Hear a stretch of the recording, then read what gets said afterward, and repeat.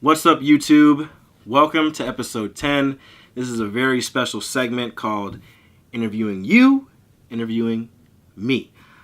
This is basically the first segment of a segment that I'm going to try to continue throughout the entire vlog.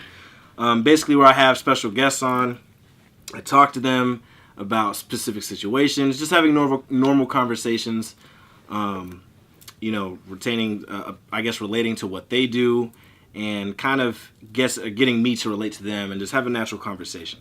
And the first guest of Interviewing You, Interviewing Me is Mr. MC Enigma. What's up, guys? Name is MC Enigma. Here on this interview with Mr. STEFON WHITAKER for SW Films. And we're about to have a pretty good interview. So A nice one. I'm excited. So, cool. So, this is the first time me doing this, the interview. So, if I mess it up, I'm sorry. If we're vulgar, I'm sorry. I'll try to bleep everything out in the edit. But anyway, let's go ahead and get on. So, first of all, tell us your name and what you do, Mr. Enigma. Like my actual name, or do you want my? Yes, go ahead. Put your government out there for the people to see. I'm trying to keep people from knowing my name, but if you must know, my name is John Day. Not named after my father. My father's named John Day, but I'm not a third. But what I do is I am a local artist from Indiana. I'll just say that, Angola, Indiana. Recently moved to Michigan, but I still rap Indy. Also went to Full Sail University for a bachelor's degree of music production science, and I also do audio engineering. So a bit of everything in my field, and that's about all I got, man. Cool. So Enigma is a hip hop artist. He makes hip hop music, and I've actually worked with him a couple different times, but we've worked on 6, 7 music. We've worked on a lot of music videos. Oh man, we got some. A whole lot. Like Psychosocial. That was the very first music video I ever shot and directed, and that was his first ever music video. And we're cousins, by the way. A lot of people probably don't know that, but we are cousins. And basically, I mean, we've been kind of a part of this local atmosphere, local scene for a while. Of course, 2 different mediums, 2 different kind of platforms we have. Of course, I'm a filmmaker, work on the visual side of stuff, and he is a musician, works on the audio side of stuff, and of course, we both have artistic backgrounds and stuff too. So, yeah. So, first of all, I just want to kind of go ahead and get the audience to get to know you more, and just so they can understand more about you and your artistry and what you do. So first off, I guess the first thing that I'd like to ask is, how did you get in the local rap scene? Like, what was the beginning of Enigma, and how was the journey, or how'd you get started in it? What was the pathway? Oh man, the pathway, that's going way back. Before it was kind of like, it's how any other artist starts out. They see idols and everything, and they're thinking, oh man, I want to do this. But I mean, mine wasn't exactly in that case. Mine was, oh my god, I hate music, I hate this sound, I hate this, that. And it's kind of ironic because I really did hate music, but now to this day, I do it because I actually love it. And starting out, and I mean this, it sounds like, like a cliche, but Eminem was literally one of my first inspirations. The GOAT, Marshall Mathers, he will always be that in my eyes. Just lyrically, to me, he's a genius, and it inspired me to start pushing forward, to start rapping. And before Enigma, it was, I had so many different names. Man, I remember Crazy Frazzy. Oh shit, that one was hilarious because like at that point, bro, like Crazy Frazzy, that was, I don't even know where that even came from. I don't either. The one thing, I don't know why, but the one thing that I picture with that name is I always picture like a frog. Crazy Frazzy. I don't know why, but like it's like a cartoon character. Like, hey, it's Crazy Frazzy. I always figure out a frog with that. I could have done some Jay-Z 444 shit if I kept that name. Yeah, make your character look with the big. That's something. That's cool. Nigga, crazy nigga, hazy nigga. Yeah, that's something, man. Like, but yeah, continue with how you got into the scene. But no, several names. Crazy Frazzy. Thugsy, Loki. I remember Loki. Oh my god, there were so many different names, and then One of these days, man, it just kind of came to me, Enigma, because I had a hard time finding myself as an artist.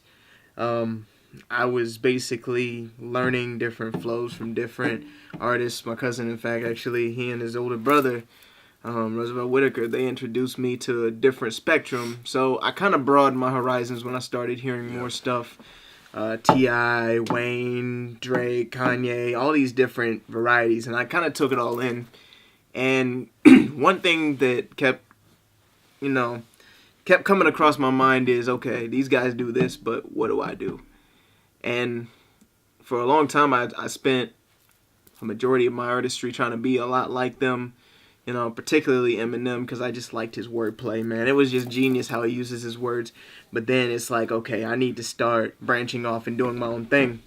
So then Enigma came about because there were so many different styles and flows that I could do. And to this day, I still try to experiment with it more. I'm in the process of writing more and more singles. But as far as my, the journey, man, it all started with that. Mm-hmm. And it became even more evident when I went to school for it. Right, exactly. At Full Sail University. Yep. And see, like, we both went to Full Sail University. I went actually on campus. He did online. It was not fun. Shout out to all the Full Sail people, if some of y'all is watching. But that's good. So basically, I guess, because we always have these motivational talks and conversations, off camera. Always. Just about the local scene and everything. I guess for you becoming, because what I was thinking is when you hear a lot of people say that they want to become rappers nowadays, like, it almost sounds cliche. It really sounds cliche because rap is the most popular genre of music right now, hip hop, mm-hmm. And it's like, if someone wants to become a rapper, it's very cliche, and a lot of people probably aren't gonna like support you right off the bat unless they really see like, some kind of spark, some kind of talent, right, or some kind of subject that the person is bringing. I mean, for you, like you were talking about, like trying to like create your, find your own artistry and everything. Like, where did you get to the point where you kind of found out that Enigma was like the right kind of, I guess, the right personality for your artistry? I think it's actually when I started recording my own tracks. I did Flavor's EP, and that kind of gave me an idea of, okay, Enigma, as in I can be something mysterious. I can be whatever I want to be. Mm-hmm. I can do whatever I want to do. So when I came out with my Flavors EP, which is on iTunes and Spotify, by the way, check it out. I'm going to link it down below. Link down below. And then after that, I started moving on to my mixtapes. Now, I did my process backwards because, starting out, you never know how to start out. You never know what's, the right way to do this, the right way to do that, how to present this. It's always going to be a fucking puzzle. And that is one thing that I've always hated the most is, why can't there be a set way? But then I realized, okay, that's the beauty about it. Mm-hmm. There's variety. So, first the Flavors EP, then the Enigma mixtape, and then Fool's Gold. And at that point, not Fool's Gold, Human, that's the project. But Fool's Gold, a single off of that project. But when I arrived at Fool's Gold, which was probably my biggest single, I think. Yeah, it I think it's a great one. Yeah, absolutely. It actually geared me towards, okay, this is what Enigma is. Mm-hmm. Enigma is, whatever. Like, I can be anything. I'm a chameleon. I'm, like if there's something that I want to become, I can become that. And I use that for more of my personality. Because, mm-hmm. Like you were saying, with artists being cliched, I think the biggest problem is they don't know who they want to be in the start. Right. And that's crazy, too, because, like, for hip-hop nowadays, how it's, like, naturally generalized that, mm-hmm. is it's about, like, turn up and a party vibe, and it's let's do some drugs, let's, that kind of thing. Let's get bitches. Let's get money. And it's not necessarily, like, it's hard to find your own lane sometimes. As I think just as an artist in general, like there's like the natural kind of themes that the art will give you, and you can choose what theme you want to like go to. But specifically, I think for hip hop and just music in general, it's hard to kind of find that lane that you want to go to, you know. And see, that's the thing, man. Hip hop is always evolving. There's always going to be a new trend, a new type of style, a new dress, you know, like new language and everything. Hip hop is just an evolving culture. Right. And it's the youngest out of every genre. It is the youngest. And I mean, I think that's why so many people gravitate to it, because it's young, it's what people can get into, and the biggest thing that I think, and I mean this is my personal opinion, is that it is a sold out craft. And since corporate industry, since they got their fingers into that, they have morphed it into something that, in my eyes, they have twisted it to where it's like they can extort people's inner desires through it. Like in the beginning, and I mean, this goes way back, like since NWA, they see the money, the clothes, the bitches, everything. And it's like, I want that.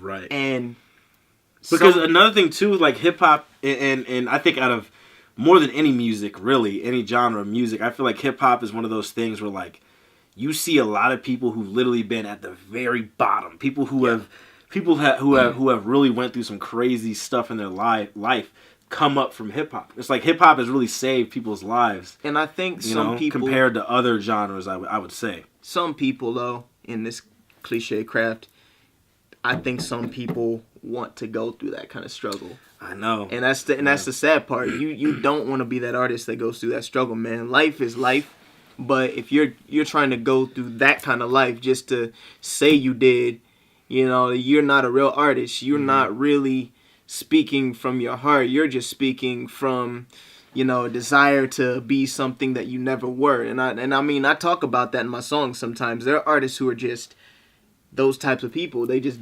don't really want to put in the work, but they also want to go through the struggle, say they went through the struggle, and make a quick buck off of the craft, and which is not really a craft because they don't even speak a fucking English anymore.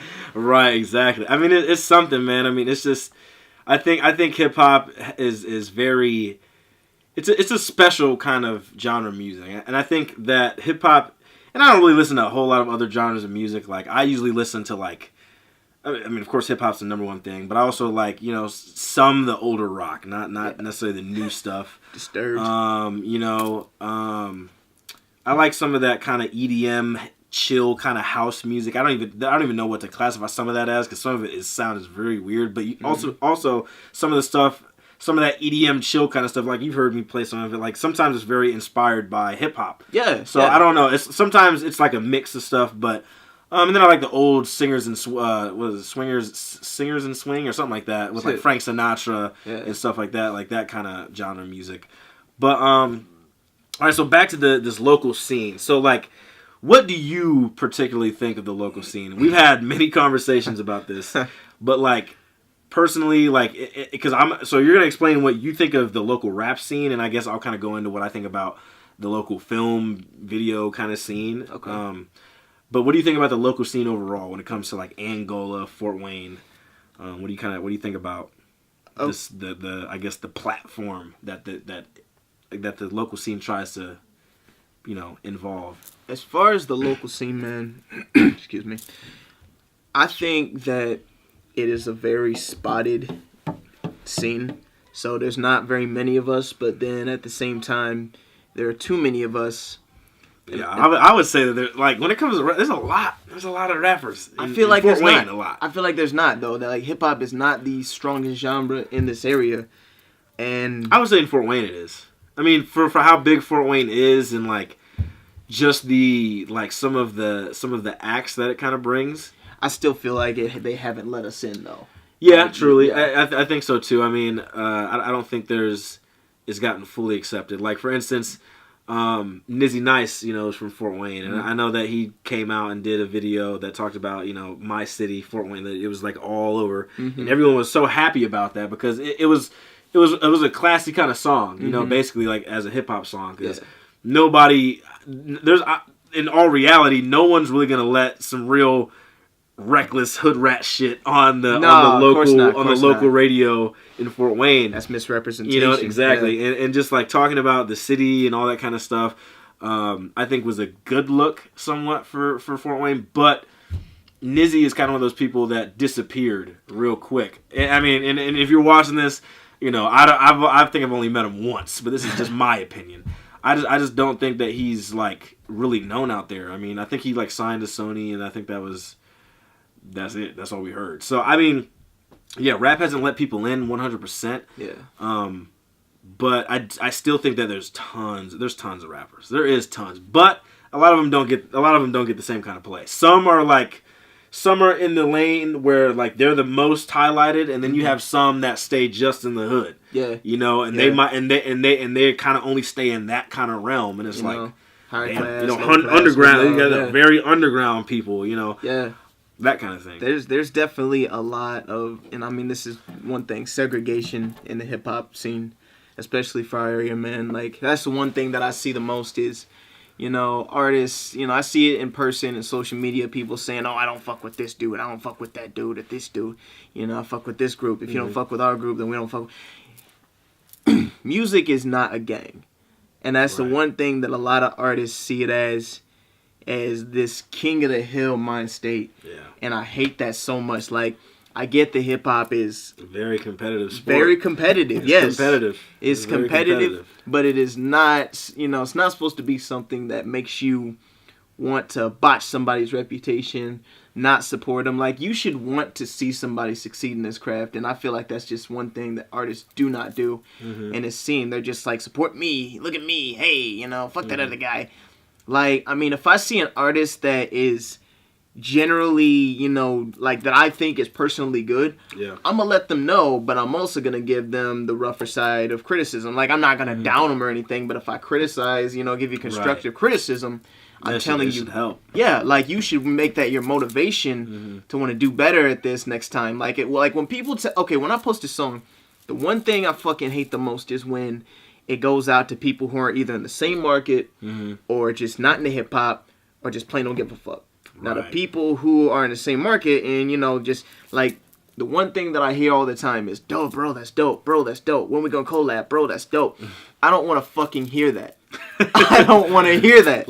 Yo, you want to collab, bro? That'll be $60 an hour, bitch. Yeah, I want to hear what you like. I want to hear what you don't like. I want to hear, you know, some ideas. Like, people are so narrow-minded. Right. Absolutely. I mean, I think in just like in the entertainment genre, like, criticism is gonna come at you no matter what. You know what I'm saying? Like, always. So I guess talk a little bit about the local scene that I endure is like for film and video, like, so for filmmakers. So I'm gonna split it into three. You have filmmakers, videographers, and you have photographers. And I would say when it comes to photography, it is very oversaturated in Fort Wayne. Like, we've talked about before, like, having to really like recognize the scene in I guess like the not the scene, but recognize the market that you're in. You know what I mean? So for Fort Wayne, photography is very oversaturated. For Angola, I would say there is a lot of photographers that I've heard of in Angola. But a lot of them aren't up to par, or some of them just like for instance, I would say I don't ever consider myself a photographer first. I know photography, I've learned it, and I do it well, I believe.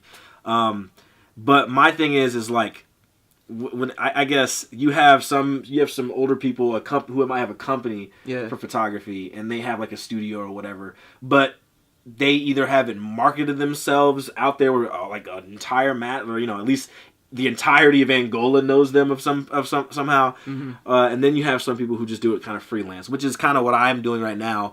Even though I have SW Films, it's not fully structured with the LLC and all that stuff legally. But right now, you know, I'm kind of in that lane of freelance photography. For videography, which I think out of the three, I mean, videography is the largest out of those three.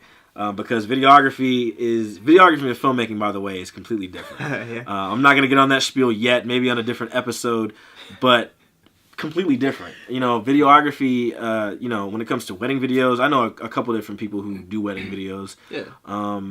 Music videos can kind of be considered in that lane a little bit. It kind of strolls between videography and filmmaking, I think, is as well. I'd say it's half and half. You know, half and half. Yeah. I guess it really just depends on what you're doing. When I do it, I think of it as obviously filmmaking, because I always try to add a little bit more attention to detail. Mm-hmm. You know what I mean, that kind of thing. But for videography, it's very oversaturated as well. Yeah. And it's oversaturated in different kind of realms, though. I mean, you have a lot of people who shoot music videos, and you have a lot of people who shoot wedding videos, and you have a lot of people who shoot documentaries. Then you have a lot of people who shoot, infomercials, commercials, that kind of thing. And then when it comes to filmmaking, and I'm gonna put it down to only filmmaking as like actual like films, like stories.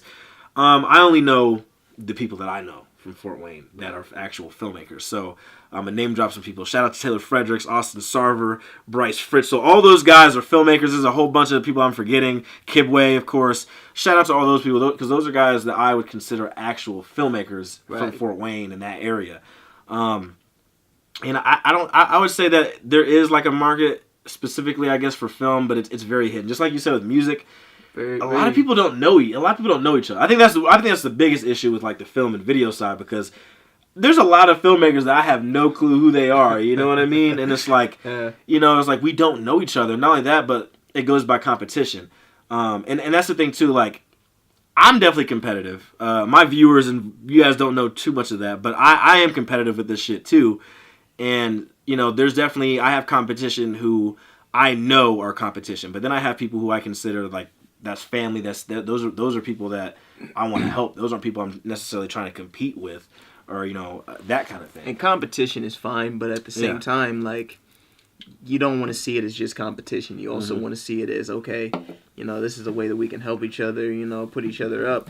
And I think that's between music and between visual, man. Like, that is definitely a thing that is lacking. It's the support of each other. Yeah, especially in this scene though too. I mean, it's like a void, man. It's like a void. Right. You don't know them, or they're just not putting themselves out there enough, and it's mostly because everybody's to themselves, Right. And I mean, I get, if you know how to do it yourself, then why not? But at the same time, it's like, you're getting a chance to be in somebody else's lane, with their supporters, and then vice versa. You don't want to just keep it, one-sided like this, because, I mean, what's the point? Like, what's the point in downing somebody else? Like, if I would ask this, and I'm going to tell you from my perspective in my craft, what's the one thing that you have seen in your case that is just, you don't take these people serious? Like, what's the one thing that you've seen in people that are in your industry that's just not serious, just not, something that you would deem worthy of even the title? Yeah, well, that's interesting that you say this, because of course I talked a lot about, some of the people that I was mentoring, for specific things. And like, I say what it is mainly is some people who just don't take the time to kind of learn new things on like by themselves. Right. Or people who don't take the initiative to get up and get it themselves in a way. In my craft, that's tough, because like I said, I usually there's people that I look at and I say, all right, I can weed those non-serious people out from the serious people. You know what I mean? And like, in reality, they're all kind of pretty like easy to figure out who they are. I feel like if a person cannot like take the time to learn something on their own, or they don't take the initiative to get up and really work for it and constantly put themselves out. I know a lot of people who really are just, they want to be quiet on social media. And I understand. I think social media is interesting. Because look, man, like, God, isn't it? Social media, the thing about social media is there's some people that really look at social media as it is like a mental and emotional strain on them, like, physically. People see it as a public diary, I think. Yeah, and it's like, I don't use social media for that. Now the thing is like, I kind of like separate each social media into different things. Like with Facebook, I don't really post a whole lot on Facebook because I know I have a lot of family, parents, friends, old coaches, and stuff on there. So I don't really act too crazy. But at the same time, I'm not afraid to speak my mind when I can, or rant about something. Exactly. Twitter, I'm a little bit more open on Twitter. Twitter, I usually like I said on Twitter before, I'm usually there for the fuckery. I noticed that's your go-to. That's your go-to. Twitter is where I really ran off, because not a lot of people will either see it or simply because I just feel like Twitter is the place for that. It's like you can get it out without having repercussions. Exactly. Yeah. Instagram, it could be the same thing, but I usually use Instagram for a lot of my majority business stuff. Instagram is all visual, of course, and I'm a visual guy, so of course I love putting stuff on Instagram. IG's very open. Very open. Yeah, I love IG. And then Snapchat, like, the update that they did for Snapchat is complete garbage. What's the deal with that? Bro, it's trash. Like, it's like you can barely tell where things are on Snapchat now. It's trash. Like, I haven't been on Snapchat but I have been on Snapchat a lot recently because sometimes, like, it'd be cool just to post and so people can see what I'm doing. It is still visual in a way, but I mean, I'm not huge with Snapchat like that. But I think with people don't learn how to, like, especially if you want to be a entrepreneur, a musician, any kind of artist in any kind of field, I feel like you really have to have your hand in social media now. You have to. You have no choice. You have to. Yeah. Exactly. You really have no choice. Like for instance, and I don't want to get too delve into this commercial side, but like when I work with like business owners and I do commercials for their business, I say, hey, look, you really want to market on social media a lot. Like, no matter where you market it at, you should definitely aim for social media to be a part of that marketing, how do I say it? Marketing timeline, I guess. Right. You know what I mean? Because the thing is like, not a lot of people are going to listen to the radio anymore. I think the radio, people aren't really listening. No one's Radio's listening to overrated. Like, I don't even I go to Spotify, YouTube, exactly, iTunes. Like, I don't even use no one's radio. listening to the radio unless you're in your car. But sometimes I don't even think people are listening to the radio in their car that much anymore. Well, now they have radio apps. Right. Like, everything has just been compressed into the phone. App. Yeah. The phone is like that's all, like, literally everything you need in life is pretty much in this thing. It's bad. Like, it's crazy. Yeah. But like, my thing is like I was saying, like, radio's not gonna help. Not even local TV will help. Sometimes if you're on like a TV spot for like the mainstream TV and stuff, it can help. But of course, not a lot of these local companies have the money for that, unless you're like Apple, Samsung, whatever. Obviously. But social media is important. If you are an artist, you have to learn how to use it. Not just use it to be reckless and just say whatever you want, but use it in a business mind state. Because no matter what, if you want to make money from what you love to do, then you're gonna have to know some business stuff, or you're gonna have to bring in a team of people who know some business shit to help you out. Yeah. So when I see people not, I guess, getting the business acumen of everything, then that kind of lets me know that not necessarily they're not serious, but they're at a very low level. They're misguided right now. Yeah. But no, just the overall point though is just to say, like, when I realize that someone's not serious, it's just really their dedication. I think that's my biggest thing now. Right. Like, we talk about, I'm super fucking passionate when it comes to film and just all the stuff that I want to do. And the thing is like, when I do not see the dedication, I see someone not even giving a fucking single shit. Sorry for all the cuss words, but a single shit about what what they want to do, or not. They don't give a single shit about their dreams or their own goals like this. Then they're not serious. When they don't, and that means their dedication is not there. They don't have the inspiration. They don't have the motivation, and that lets me know that people are not serious. And like I said, I see that shit all the time. I can just, and I'll be real, man. And I mean, this thing, there are people who don't know how to use social media, but then there's people who just don't want to. And I mean, like you're saying, people who don't want to have their hands in it, but they're really good at what they do. It's hard to, and it's like, we're kind of skipping over into a new era. We're kind of like in the middle, where we were all about the classical footwork and doing things, by hand, manually, and now we're just getting over into this. Like, there are a lot of people who haven't adjusted yet. Yeah. They don't know how to, and it's like, okay, I don't really want to do this. But I get what you're saying. Like, you have to have your hands in social media because it's the way of the world now. You've got TV on there, you've got radio on there, you've got everything in a digital app, and that is the saddest part, is that it's all becoming so oversaturated. Everybody's like, I think of everybody as like a herd of cows sitting in one fucking pen now. Right, yeah, it's crazy. And it's like you have to bust out to be something unique. You're waiting for that fucking farmer to come milk your ass, and then sorry for that. Censor. Whoa. No, but yeah. I mean, yeah, absolutely, man. Like, it's easy to spot now.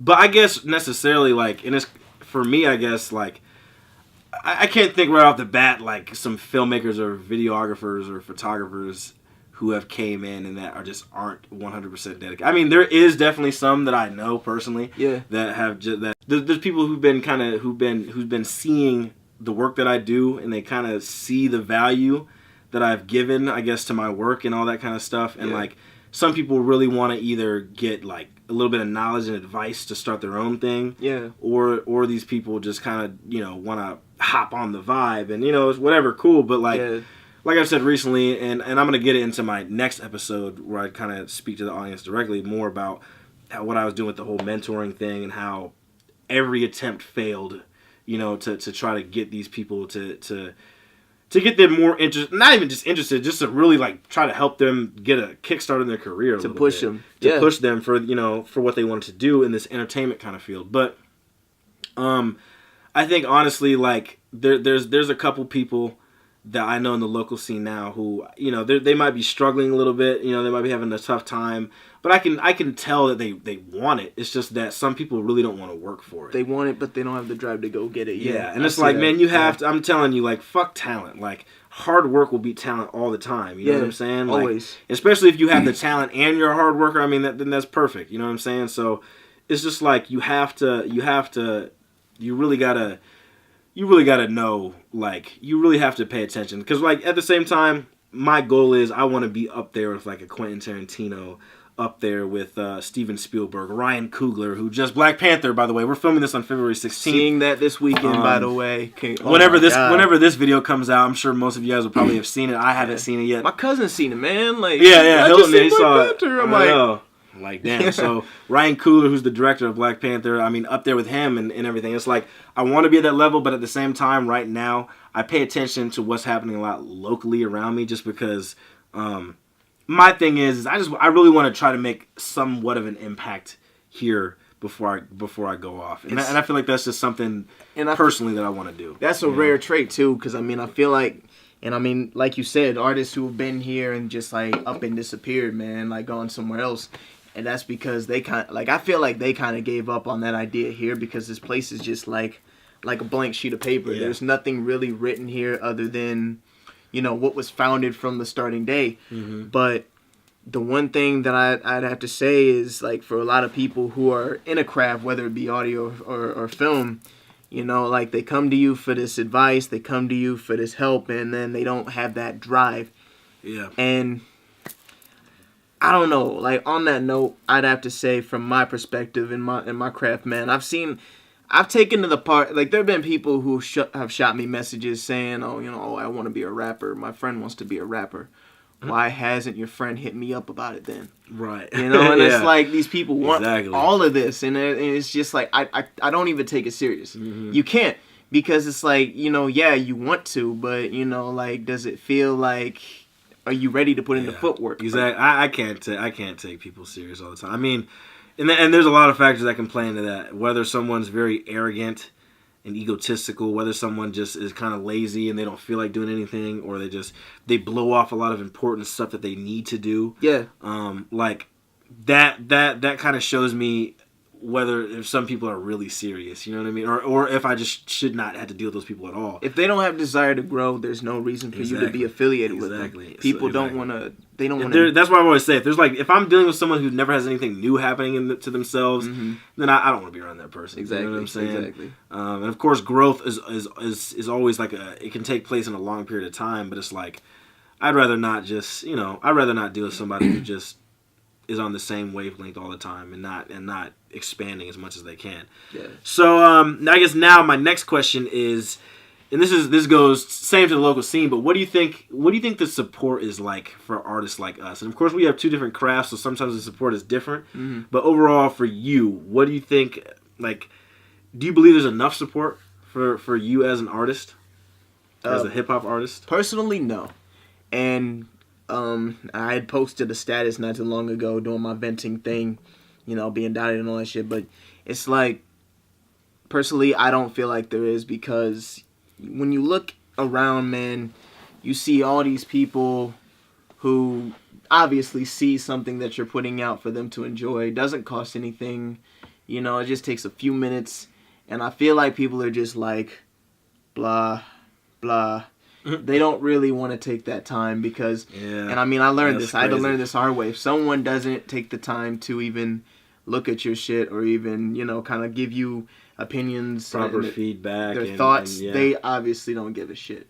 And that's where it's like, okay, I need to scoop these people out of my life. Like, I won't lie, man. Like, I've had close friends who've said that they're nothing but supportive, and you know, and I mean, I'm not expecting them to be on my shit like 24/7. I mean, that. By the way, if you're an artist, do not fall for that mind trip where just because someone doesn't like your status or come up to you and congratulate you, that they don't support. Yeah, don't fall into that. That's happened to me a lot. I mean, it's hard. Like, it's hard to clap for yourself when you're the only one who likes your shit. You know? And that's real. That is real. It's hard. Like, because I mean, for me specifically, I guess as what I do, I always, that's something that always comes up to me a lot recently, is like, I just feel like there's not enough support necessarily for what I want to do, and sometimes, of course, when the support doesn't show, you start to doubt yourself and doubt the things that you're creating and the path that you're heading down. So you're like, what the hell am I gonna do? Like, is this gonna come together the way I want it to come together? And it's like,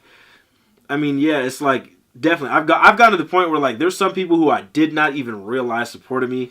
Well, I'll see them in person, and then they'll come up to me, and they're, like, super genuine about how they feel about what I've been doing. Like I guess a quick little kind of example of that is, you know, I post my stuff all the time and everywhere, you know, all these different social media platforms. And then I remember on New Year's Eve, I was at the venue, and a bar here in town, if you guys didn't know. But I was there, and like someone came up to me who was in my graduating class, and he was like, "Hey man, like I really love what you've been doing, bro. You're working very hard." And he's like, "Man, forget what all these people say because all those people couldn't be able to do the same shit." And I'm like, "Man, I really appreciated that." I'm like, "Damn, I had no clue that you, because I'd never seen you like, share, nothing."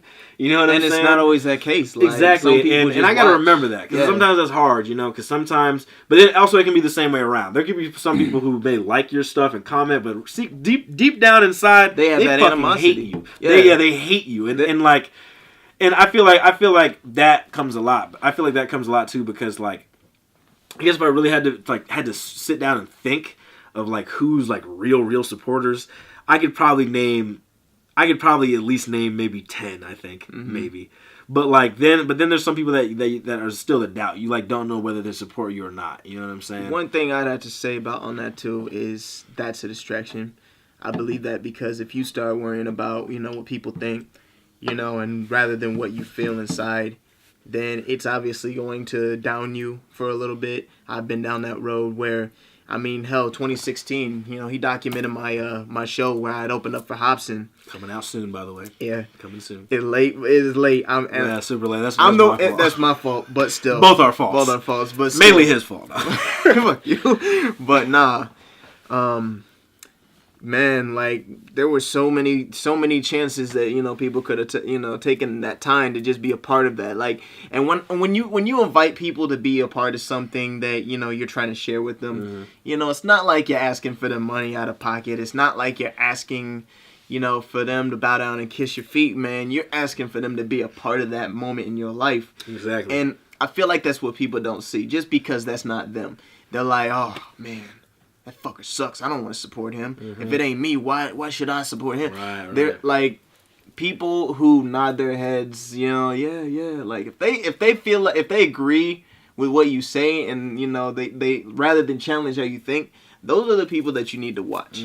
And I've learned that here recently, man. I've learned that there are a lot of people out there who will say you're good, tell you you're good. Those are the types of people who don't give a fuck about you. Right, exactly. You know? Exactly. I mean, because like, and that's it's funny that you bring that up, because like, I feel like definitely there's a lot of people that are low key envious. You know what I'm saying? Yeah. But I also think that we all have those kind of traits too. Like sometimes I see somebody doing real good in my craft and think, damn, like I won't lie, I want that. You know, and it's like too. I get jealous exactly. Too. So it's like, damn, you know what I mean? But at the same time, you got to remember, like, if that's like a friend or someone who's doing good, like you can't be like you got to be happy for them. Like I try to, like, my thing is when I see somebody really doing something serious and doing something that I think is honorable, because look, I haven't spoken too much about the like Angola and Fort Wayne and all that kind of stuff, but like specifically in Angola, there's not a lot of people that take that step to do something that people would deem as impossible. You know, like you know, me wanting to be a filmmaker, some people laughed at that idea. You know, you wanting to be a hip hop artist, some people laughed at that idea. So it's like, someone in Angola who wants to do that, I support that 100%. If you're doing something that's honorable, something that's right, something that is, I can tell you're passionate about, something that you care about, then I respect that wholeheartedly. And like my thing is I see a lot of different people, like, you know, Dylan and Justin. Those guys do cart business. I'm so happy. You know, those guys are my best friends. Yeah. And like those guys have created a pretty good opportunity. And hopefully they continue to keep striving and keep focused. Dylan, enough partying. You hear me, Dylan? Yes. I hope you see this video. Enough partying. And this, but like, you know what I'm saying? Like, seeing people that are really serious about what they want to do, and I always try to support that as much as possible. Yeah. And it's kind of different to gauge how different people's support system is. Like, in the beginning, it's always like, all right, you got the family, you got the main family that's going to support you, mom, dad, brother, sister, whatever, you know, some cousins or whatever. Then you have like the certain friends. You might have like 2 or 3 friends in the circle that fuck with it, or down the line, whatever. And then you might have some acquaintances. Then you have people that you may not know of at all. They would just fuck with you in general, man. Like, yeah, you know. And that's the thing. Like, when you're doing something, especially if it's for you, you've got to keep in mind that it is for you. It is not for anyone else. You've got to stop worrying about whether people support you. You know, if you know, that's cool that you know. But if you start thinking, okay, why doesn't this person support me? Well, you're obviously not doing it for you. You're doing it for someone else to acknowledge you. You know, you shouldn't want anyone to acknowledge you. You should want to acknowledge yourself. Exactly. And and it's funny too, like back on the support, like then you have the people who like they hated you in the beginning. They hated what you did. And then they love you. And then they love you. Yeah. Like there was a certain incident, I'm not going to bring up the person's name, but look, by the way, guys, this is my platform. This is the STEFON's vlog, so I could definitely air out some shit if I wanted to, but I'm not going to. But anyway, but like no, I had a moment where like one of my friends, Dylan, told me actually somebody that we had went to school with was like really hating on what I was doing. They just thought I was on a high horse and thought I had this very egotistical mentality, and you know, I can't, from another person's perspective, I can't sit here and say like I don't know what the fuck he was thinking, but like at the same time I don't know what the fuck you're thinking. Like, are you serious? and he was talking all this shit and all this, and then I saw him one time, didn't speak to me, kind of stayed off to his side as he should have, and then we he's end up around me and stuff, and then he's kind of like really liking what I'm doing and likes the success and all that kind of stuff. And it's like, I don't think that was out of hate or out of, oh man, he's doing good now, so I can't hate. I feel like maybe he realized where his own faults was. You know what I'm saying? Like, those are my thing one thing as a person that I'm trying to do is I'm trying to be as not really open book, but like I'm trying to be. You're trying to be truthful as possible. Yeah. You know what I'm saying? Like, don't hate on me because you see me constantly. You don't hate on me because I'm trying to make my life better. Exactly. As honest and as loyal as possible. Take that as an idea of, damn, maybe, you know, if he's doing this, maybe I should do this for myself. Exactly. And it's like that. I just remember that moment. Of course, you know, with me being a little ignorant and just like pissed off, I'm like, man, F that guy. Like, that guy can kiss my ass. But at the same time, it's like, man, like, you know, that person, you know, has to come to the reality, like, you know, yeah, Stefon's doing his thing. And that's the same thing, like, if I hate on someone who I know is doing good, like, it's like, you know, unless they're really, like, we have one person that you already probably know who I'm talking about. I know. Who a lot of people hate on. We have history. But it's like, you know, that person is still, like, that person is still, like, doing what that person needs to do to become successful. Whether they do a lot of secret stuff behind the scenes, that person is still striving in a way. And I can't hate on that completely. But I mean, no, that's just a huge thing. I think support in our scene is difficult. Yeah, I think those are just hate. And that's just okay. So here's another question: what do you think the support is like? And I guess we've kind of already touched on it, but like as far as like other people in your craft, I mean, do you think there's a lot of support in that side? I mean, of course, it is competitive going back hip hop, but going back to what I said before about the King of the Hill type of shtick, man. Honestly, no, I don't feel like it is. And I mean, I feel like it's either they're real supporters, they're haters, or they're opportunists. And opportunists are probably, you know, I mean, you could benefit, you get fucked over, but opportunists are kind of like those rarities where it's like, yo, man, like, and I mean, they might not see you as that kind of person that they genuinely like, but they see your platform and they'll be like, yo, man, you know, you're good. I want to, you know, get involved like this, and that. And I mean, that's cool. That's fine. As long as you both benefit, whatever. But then, you know, you got the people who are just genuine haters. And you know this because, I mean, like I've been telling you, man, like, I mean, you've heard my new single, like my new single, man. Like I've talked about people who've just gone chameleon, like when I might have needed them most. And yes, was I petty to return that kind of gesture?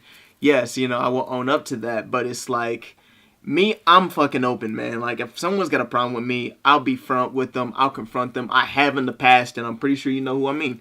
But it's like, there's really not a good angle of support when it comes to people in the same craft. Okay, so and that's specifically, I guess, with rappers. Like, what do you think about other people in the music world? Like, as far as like maybe a producer or a sound engineer or like promoters. I mean, as far as other people in that world, do you think there's a little bit of a support system in that realm? Genuinely, yes, because it's competitive, but at the same time, it's also being looked at as a business. There's no feelings in it. There's no personal, you know, things holding you back. I mean, like, okay, my mentor, Zach Davison, shout out to you, man.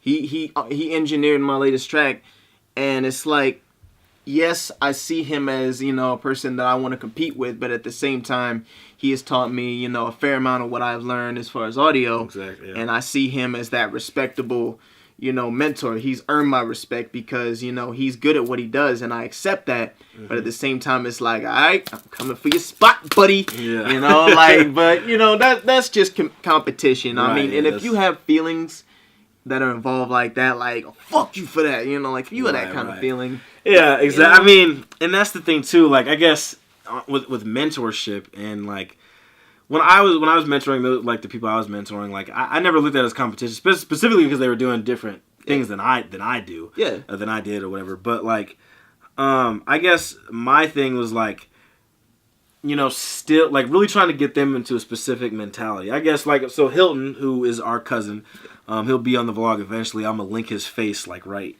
here. He gonna put his face in the box right there. But basically, Hilton, you know, that's my mentor when it comes to like the film industry. He's in a whole different like department when it comes to filmmaking than I am. He's an assistant director, and I'm like, right now I kind of do everything, but I'm mainly directing and writing and that kind of stuff. But he's getting me overall, trying to get me involved in the whole entire film industry. Right. You know, because he's been through that and everything. And I don't ever look at it as a competitive thing because filmmaking, honestly, is like, it's usually like, it's a team effort. You know what I mean? If there's egos that collide, which this really goes for any like team of an art, like, or, you know, team inside of an art, or art inside of a team, whatever. Like, when egos collide, it's a problem. Like, for instance, like Kanye West and Jay-Z. Like, Jay-Z was like big brother. You know what I'm saying? And Kanye was like the little brother. He was coming up. And, you know, there's been a lot of things where Kanye now that people have tried to say that Kanye has taken a lot of shots at Jay-Z, which I think he kind of has. Probably. And it's like competition, because Kanye, he's done a whole lot. Kanye's probably thinking like, nigga, this is my spot now. Like, give me it. And that's you know, like in the craft, man. It depends on what craft it is, you know, like, and I mean, it depends on your feelings about it. Like, yes, there's always room for a mentor. You should actually want to have someone who definitely can have a mentor. Guide you, because it's important, man. Especially like, you know, honestly, and you know, Hilton's just the mentor for me as a filmmaker. But like, when I get to California eventually or wherever I go, I want to find someone who's specifically like a director, like Ryan Coogler, who is the director of Black Panther. I would love to have that guy as a mentor, because Absolutely. Like his backstory is kind of almost similar to mine, kind of, not necessarily, but like I remember he was like really into football, and I was really into football at one point, and like I think he went to scholarship he went to school on a scholarship for football. And then it didn't work out or whatever. Then he thought he was going to do like, you know, something with chemistry. But then he decided to do film, you know, and everything. And I don't know, I just would like to hear his background, especially because he's from Oakland, California. He comes from he's like from the hood and stuff, and just his upbringing. Like, not just him, but I mean, Nate Parker, which of course is a controversial kind of figure now, just from his little scandal that he had back when the Birth of a Nation movie came out. But I mean, our Aunt Debbie actually met him. Oh, really? And he, wow. He did Birth of a Nation, which is a great film. Wow. I mean, there's a lot of people I wish could be my mentor as a director. I would look at those people. Even maybe as like Roger. I mean, I'm not like a straight up cinematographer. I love to learn about that stuff. I love cameras. I love lighting and all that kind of stuff. But even if I had Roger Deakins or Chivo, who are cinematographers, they kind of have, like, having them as mentors would be cool too. And those people I would honestly look at as aspirations. Yeah, because like exactly. I mean, not even just them, but even like if Kendrick and J. Cole even was a man. I'm not even a rapper, but like I'd be down. Those guys are smart. Those guys know business. Those guys also know. They've been through. I feel like they really get a good structure on life a lot, and and how to tackle it. I'm gonna pick at something too, and I mean this is one thing that I have seen repetitively when it comes to music. I've even done it being naive, man. Like when you have aspirations, mentors, and like I mean, in the beginning you should definitely see a prime of someone, and you should want to surpass that. And then when you have a mentor, you have that kind of horse to ride on until you actually get up and get on your own, get on your own feet. But the one thing that I have noticed a lot in my particular craft is people who always want something for nothing. And I've done this. The Hobson Show, man, I still can't get over it. I wish there were some things that I had said to that man that just talked about preference, how he came up, When you're trying to strive for something, you don't want to approach it as a, hey, can you do this for me, without having something. Like, you should actually want insight. You should not want anything from that person, but rather insight. And if a person is on a higher platform, has knowledge, and could tell you things. I did this as of 2018. I spoke to Illa Days from the Wu-Tang Clan through Bronze Nazareth, man. And, like, my first instinct was to be like, yo, man, like, you want to collab sometime? But I'm thinking, no. Ask this man, insight. Ask this man what it's like, how you... That's real, too, yeah. I think, because, like... Because what I've always looked at it is, like, I was always, like, screw, like, idolizing over these celebrities. Like, I would like to ask them questions, or I'd like to work with them, or, one day, that kind of thing. And I feel like that's something, too. Like, I feel like right off the bat, like, I would love to be a part of a Ryan Coogler production or something, but, like, I'd rather really have a better, closer kind of relationship. You wanna solidify that relationship. You know what I mean? Like, same with, like, a J. Cole or Kendrick. Like, I'd love to shoot their music videos and direct their music videos, but I would, like... You can't open with that. Right, you know what I mean? Like, it's like, they're not, like, I really want to ask them questions, and I really want to try to, like... I want them to kind of... Because you gotta have people that get to know you first, you know what I'm saying? And that's important. And at the same time, you got to have something to offer. Because, I mean, if you have nothing to offer, they don't need you. Especially if they're above you. Like, I could see where it's like, both of you are in a mutual, state. But if you're lower than someone else and you ask them for something, you got to have something to offer. And, I mean, that's one thing I've seen as an artist. For me, and, I mean, just because I'm not, like... globally known, but it's like, okay, if someone comes to me and wants to record something, I've got to know that you're serious. I got to know that you're willing to pay for the quality. I've got to know that you're willing to put in the effort. I've got to know that you're willing to take some insight, right? Without taking it personally. Like, if you want something from someone, make sure that you have something to offer. Yeah. There's always that mystical, non-existent fucking chance that someone will be like, okay, I'll give you a shot. Who did it? Was it Kanye? Do rap for him, like, in public. Right, yeah. And, like... I mean, there was just a recent story. I don't know if you've ever heard of the rapper Nipsey Hussle, No. Whose album just dropped today. But he's a West Coast rapper, and someone came to, like, I think one of his, like, album, like, release parties or something, and the dude was, like, really kind of... He was, like, pouring his heart out to the guy, telling him how much he meant to him, and I think he got to rap for him. I haven't watched the full video, but I know I have it saved on my Instagram. But, I mean, yeah, just like that, basically. You know what I mean? Those kind of stories. Like, just giving off that genuine, attitude, man. Because, I mean... And it's tough because some of those celebrities see that stuff probably all the time. You know what I mean? They probably get that all the time. They do, but, I mean... And it's hard. It is hard to stand out amongst that. It is. You know what I'm saying? Yeah, so, all right. Now, for the last kind of question before we plug all your social medias is, what has been the best... and the worst moment for you as an artist when it comes to, I guess, rapping, performing, maybe like, audio engineering or trying to mentor someone, what has been the best and the worst moment for you? Start with the worst first. The worst, and there's a lot of them, man. Like, for those of y'all who are just getting started, let me tell you, it is not a fucking fantasy land. It is gonna be the worst before it ever becomes the best, before opportunities start pouring. But the worst for me would have to be fucking up at shows. Fucking up at shows and not knowing what to do. And I mean, this is through experience. You got to go through that, learning how to recover from that. But fucking up at shows, losing creativity, and then at the same time just feeling like you're going nowhere when, you just got to keep working, blindly until, oh, what's this in front of me? But that opportunity comes. Yeah, that would probably be the worst out of this craft, man. Is just as far as mentoring someone, man, always coming across people who just aren't serious, people who have just in collaborations in general, who don't take insight, who don't know, how to, take your criticisms. They take it personal. They get mad at you. Like, there are just so many people who take that to the extreme and, think, oh, this motherfucker's hating and I know what I'm doing. Well, if you know what you're doing, motherfucker, go do it. Not on my time, Like, yeah, that's I'll be true. honest, If you know what you're doing, go do it, man. But go do it. I don't care. No, that's, and just like from the story I was telling you today about a specific person. Yeah. It's like, if you think,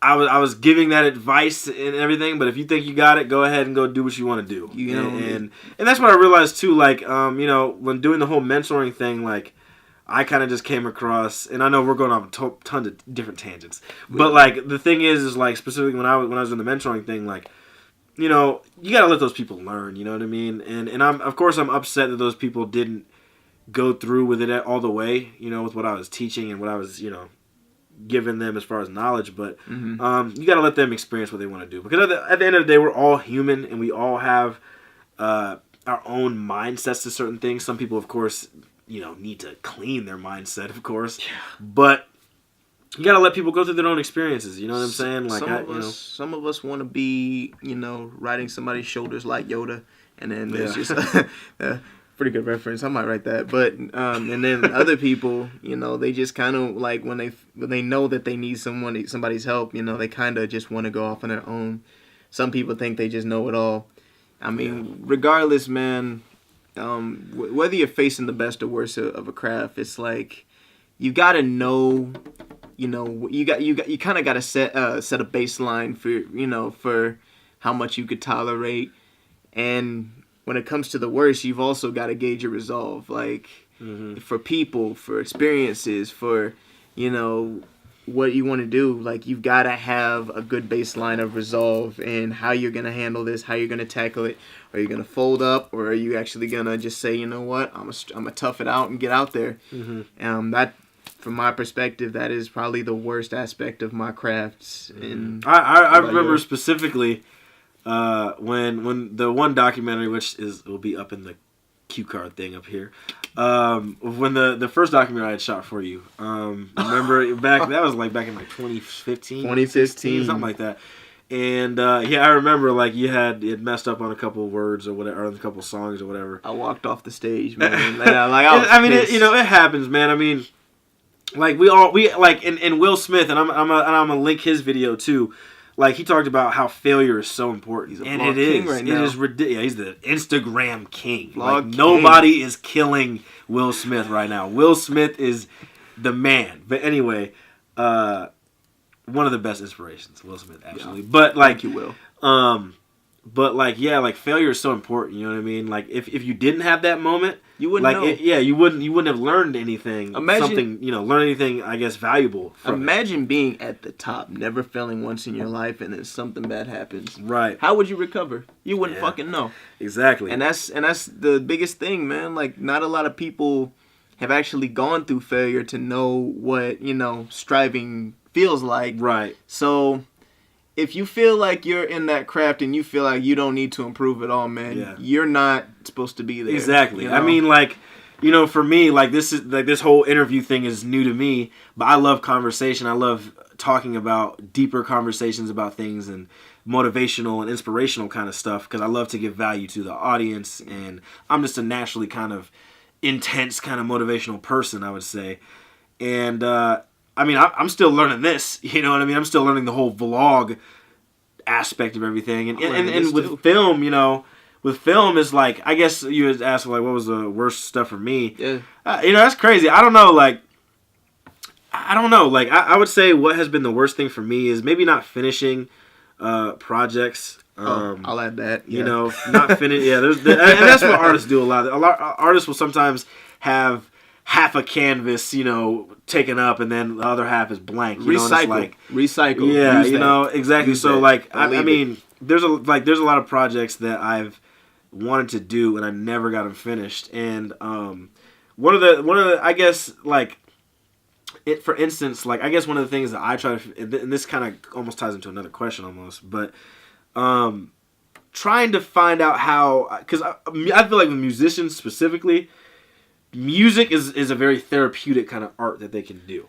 It is. You know, Yeah. and for film, it's difficult. It's a little difficult because film is not as quick as it can be to make a song. You know what I mean? It's different. Like when you make an album, yeah, but like that's the thing for a film. It's like a film, whether it's a short film or a Video, feature film or whatever. Like you need somebody to help you represent that exactly. feeling. You know, Yeah. exactly. Not really somebody, but it's like the therapeuticness of it. I have me myself, and it could be completely different from other people, but I haven't found film that I haven't found where that therapeutic side was. Now I find it therapeutic with some of the overall stories I create. Yeah. Like I had a film that I wanted to do. It wasn't really a film. It was like a series of kind of different projects where I wanted to talk about some more personal stuff, like relationships that I've gone through, whether it was like an actual relationship or just like really intense feelings I had for a certain person that didn't go out the way I wanted. And like I wanted to do a project based on that, and I had written everything down. I was getting ready to start it, but it just couldn't happen because I just felt like my emotions shifted. So I was like, damn, you know, now I don't have time to work on this because And that's the toughest I'm in a part. whole different position, you know. Yeah, So yeah. I feel like you know, film is a therapeutic thing.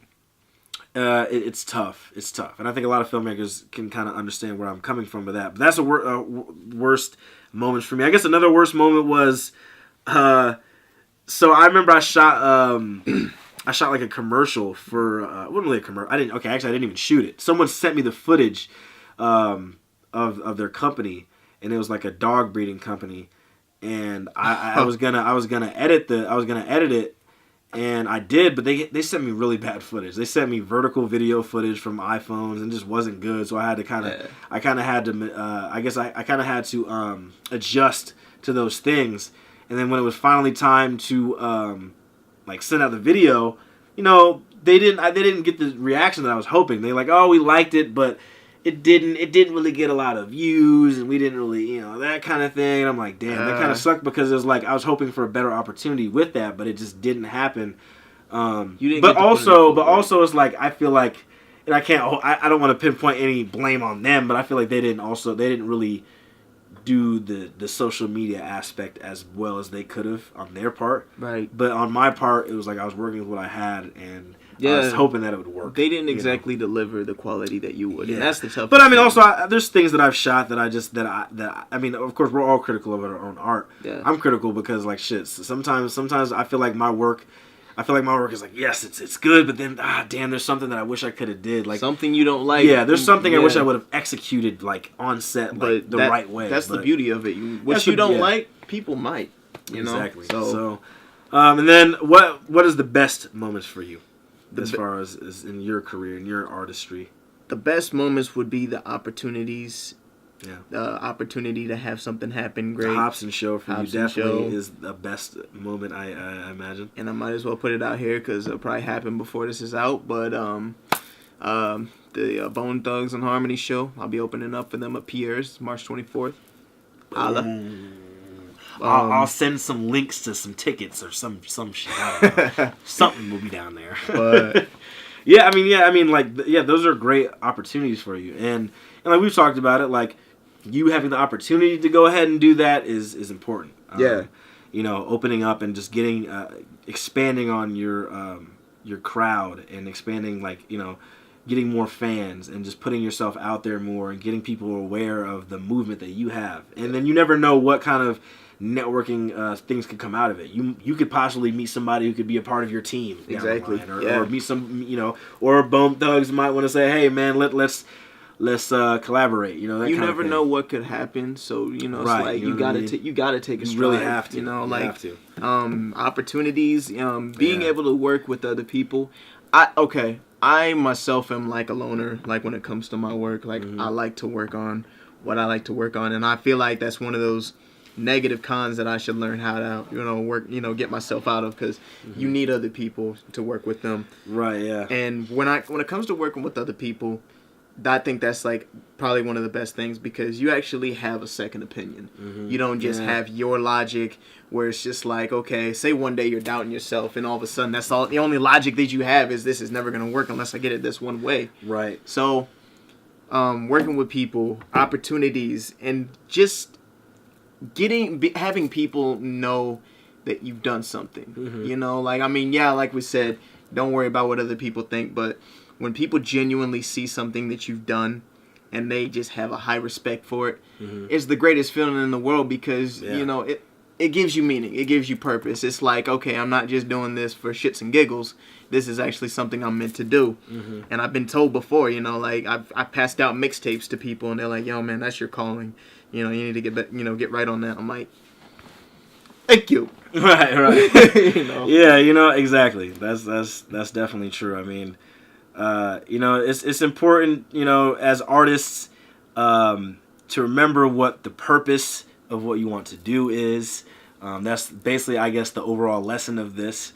Like I said, we've worked on plenty of projects together, plenty more to come, and it's just like, we have to remember that this is a constant journey that we're going to be on. Like Gary Vaynerchuk says, you have to love the grind and grit of the come up. You have to. You can get fucked up all you want, man. You can mess up, fail, get beat down, but if you don't love it, you're not going to continue. Dedicated to keep going, and it's over. I mean, like I said, there's plenty of doubts that we get in our heads. I get doubts all the time. When it comes to support and it comes to just the overall quality of work, and if people are really watching. It's being human, man. Yeah. That. So, all right. So now, we want to plug social medias. What kind of social medias? Where can people find you, follow you at, all that kind of stuff? Where can people listen to your music? IG, the real MC Enigma. Twitter, MC Enigma. YouTube, Enigma. And Facebook, Enigma, obviously. Everything is Enigma, man. Let's just put it that way. I have everything linked once again. Yeah. I guess ending statement is, is there any kind of, I guess, lasting advice you would give to any up-and-coming rappers, up-and-coming sound engineers, up-and-coming producers, anyone that really wants to be a part of the music industry, whether they're from this local scene or they're just from whatever background? Is there anything you'd want to give to them to kind of help them keep pushing? Fuck up as much as possible, because in the long run, those failures are going to turn into big successes. There's nothing more important than, learning from the struggle, so you might as well dive in and not be afraid of it. You might be scared to take a dive, but that's part of life. That's a part of life, man. That's going to happen. I just took a dive. I fucked up. I don't know if he's going to put that in the video now. I will. But awesome. So cool. I think that's a good thing to end on. Fuck up as much as possible, and remember just to learn from those mistakes and do better every single time, and come back even harder. So thank you guys for watching this episode. Remember, guys, to subscribe to Stefon's vlogs. Subscribe to this man's YouTube channel. I will also put it up there. Follow all of the social media links, and remember to click the notification bell if you guys want to be notified with all the different products I'm coming up with. I know that I haven't been on schedule the last couple weeks because I've been so busy trying to get shit going with different kind of things. So yes, subscribe, like, share, comment, and thank you guys. And remember, at SW Films, every vision is made with cinematic excellence. Thank you guys. Peace out.